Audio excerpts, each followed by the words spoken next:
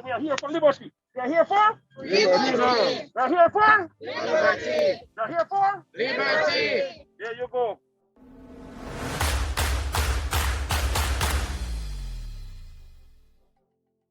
Right now, we're just here talking what is in our heart and what is in our mind. That is our fellow Jamaicans, whether they be uniformed in service of the government or they be civilian, whether they be rich, whether they be poor, know that the UIC does not discriminate. UIC is a pro-choice organization.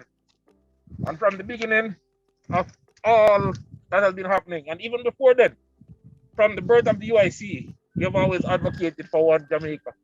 A Jamaica united, where the old colonial bonds that divide us into political and social classes no longer exist, where we are free to choose and we are not oppressed by outside forces, where the words of our motto and our anthem actually means something, where the oath our public leaders swore actually meant something other than the paper that is printed on, where our security forces are actually servants of the people, where you won't be in their custody for keep and care and end up being abused, where your tax dollars don't get wasted and stolen, where politics is not a family business. We are here letting Jamaicans know that even though the UIC is small, we're vocal. Even though the UIC is small, we're strong on rights, we're strong on liberty. And as long as the UIC exists in Jamaica, the tree of liberty will not die on our watch.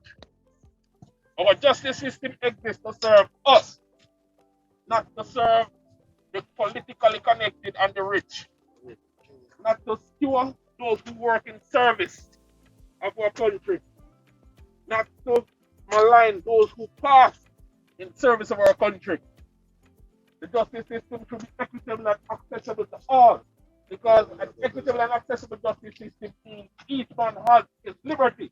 So we are here for liberty. We are here for Liberty. we are here for Liberty. we are here for Liberty. There you go.